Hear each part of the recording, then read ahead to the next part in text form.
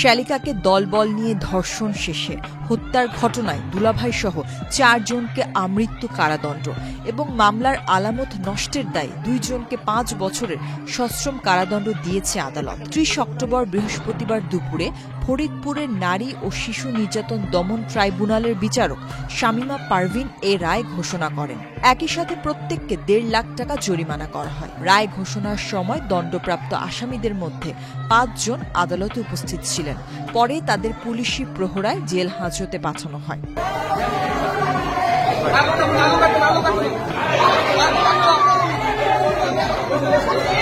আদালত ও মামলার নথিসূত্রে জানা যায় 2012 সালের 1 অক্টোবর সদরপুর উপজেলার হাট কৃষ্ণপুর ইউনিয়নের চর দড়িকৃষ্ণপুর গ্রামে জাহাঙ্গীর ব্যাপারী দলবল নিয়ে রাত 1টার দিকে তার শ্বশুর বাড়িতে যায়। একমাত্র স্মার্ট সিটি বসুন্ধরা, আধুনিকতায় এক ধাপ এগিয়ে।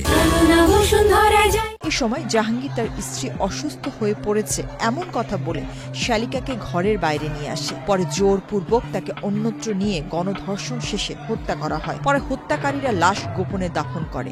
এ ঘটনায় সে সময় মেয়ের মা বাদী হয়ে জামাই জাহাঙ্গীর সহ কয়েকজনের নামে ফরিদপুর আদালতে মামলা দায়ের করে। মামলায় দীর্ঘ 13 বছর পর আদালত এ রায় ঘোষণা করে। আমৃত্যু কারাদণ্ডপ্রাপ্ত আসামিরা হলেন জাহাঙ্গীর ব্যাপারী, কামরুল মৃধা, আলী ব্যাপারী ও বক্কার ব্যাপারী। মামলার আলামত নষ্টের অভিযোগে মমতাজ বেগম ও কালাম ব্যাপারীকে দেওয়া হয়েছে 5 বছরের কারাদণ্ড। ধর্ষণ এবং হত্যা মামলা রায় হয়েছে। রায়ে নারী ও শিশু নির্যাতন দমন ট্রাইব্যুনালের বিজ্ঞ বিচারক জেলা দায়রা জজ জনাব শামীমা পারভিন আসামি জাহাঙ্গীর ব্যাপারী, কামরুল মৃধা, আলী ব্যাপারী এবং বক্কার ব্যাপারী এদেরকে এই মামলার ভিকটিমকে মাহফুজা এবং ডিসিস্ট যাকে পরবর্তী হত্যা করা হয় তাকে প্রথমত গণধর্ষণের অভিযোগে নারী শিশু নির্যাতন দমন আইনের 9(3) ধারায় যাবজ্জীবন কারাদণ্ড এবং 1 লক্ষ টাকা জরিমানা করে অনাদায়ে। রায়ের সময় আসামি জাহাঙ্গীর ব্যাপারী ব্যতীত অন্য 3 জন আদালতে উপস্থিত ছিলেন।